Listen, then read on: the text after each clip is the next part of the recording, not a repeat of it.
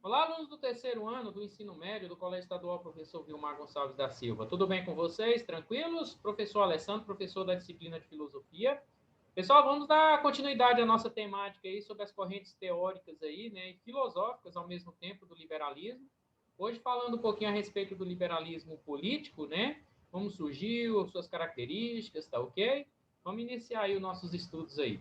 Bom, pessoal, a Revolução Gloriosa na Inglaterra, ela foi despertada por um sentimento de desagrado, né, principalmente por grande parte da população, né, cidadãos comuns, incluindo aí burgueses, plebeus e camponeses, contra a monarquia absolutista inglesa, né, que mantinha privilégios, né, concentrados na mão da nobreza aí, tá, no monarca, na monarquia, né. Então, na realidade, foi a insatisfação com o absolutismo monárquico praticado nesse período na Europa, tá? Nesse sentido, John Locke, né, um filósofo que viveu aí no século XVII, atravessou a passagem para o século XVIII, desenvolveu a sua teoria justnaturalista, né, em oposição ao justnaturalismo de outro filósofo inglês chamado Thomas Hobbes. Tá? Então, essa questão, essa teoria do justnaturalismo, ele defendia que o homem ele tinha que ter a sua liberdade natural, tá? Dentre elas, a liberdade de expressão, a liberdade de produzir, a liberdade de ir e vir também, tá ok? Hobbes viveu o início da insurgência contra a monarquia inglesa no início do século XVII. Escreveu o livro Leviatã, ou Matéria, Forma e Poder como forma de defender a monarquia. Ele também era justnaturalista, ou seja, pautava sua filosofia numa teoria de que existissem direitos naturais inerentes a todos os seres humanos, tá? Para esse filósofo, o ser humano, em seu estado natural, é regulado apenas pela lei da natureza, aquela que garante os direitos naturais e a liberdade irrestrita. Então, o justnaturalismo ele tende a defender essa posição, essa visão, tá? Para Hobbes, o ser humano em seu estado de natureza era violento, pois ele não tinha qualquer regulação moral e precisava cuidar da sua sobrevivência. E tinha o direito natural de prover isso sem qualquer regulação que impedisse de ser violento. Então, para resolver o problema da natureza violenta, foi necessário, segundo o filósofo, né, a criação de um Estado forte e coercitivo, que, na sua visão, somente seria possível por meio da monarquia absolutista. Tá? Então, ia totalmente contrário às ideologias, né, de John Locke, que não defendia a permanência desse Estado absolutista para controlar a liberdade humana. Tá? Por outro lado, Hobbes, falava que existia a necessidade da criação do Estado absolutista centralizador, né? Um Estado forte e coercitivo, né, das ações humanas.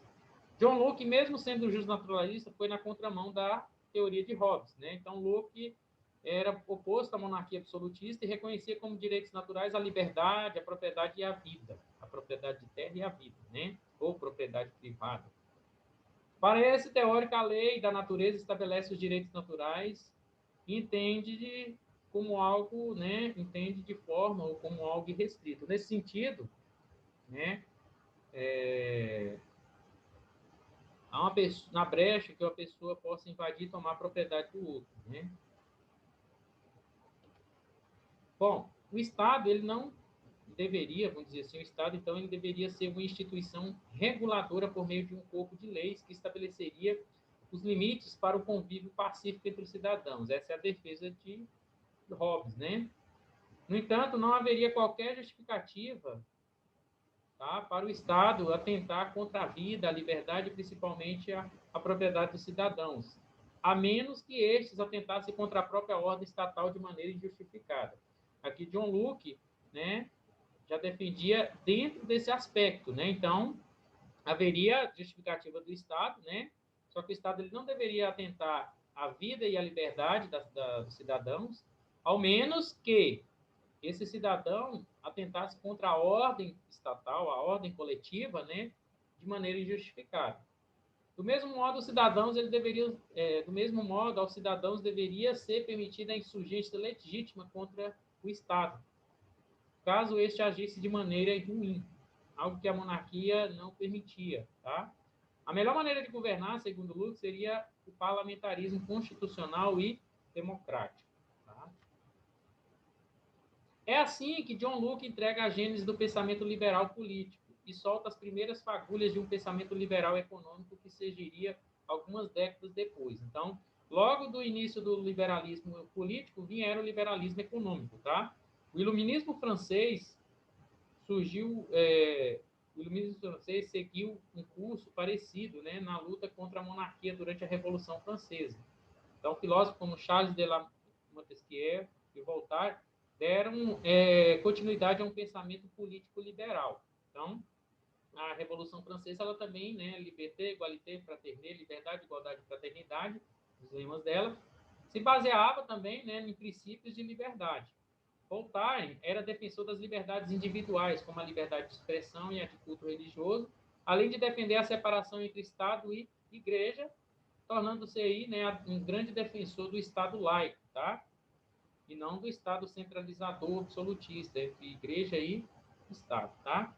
Montesquieu criou a teoria da tripartição do Estado, que propõe uma medida de repartição do poder estatal em 3 partes, sendo elas o poder executivo, o poder legislativo e o poder judiciário. Tá? A ideia aí de Montesquieu era apresentar uma forma de evitar os abusos de poder e garantir a manutenção das liberdades individuais. Tá? Bom, pessoal, espero que vocês tenham conhecido, observado aí esses conceitos principais, aí, principalmente dentro desse aspecto aí das liberdades, né, ou da teoria do liberalismo político, né, que inspirou não só outros grandes pensadores, mas também a própria sociedade daquele momento, tá? Obrigado a todos pela atenção e pela participação. A prevenção é a melhor medida contra o coronavírus. Continue prevenindo aí, usando máscara, álcool em gel, tá? Logo, logo, se Deus quiser, estaremos todos vacinados aí, estaremos de volta de forma presencial para vocês, tá?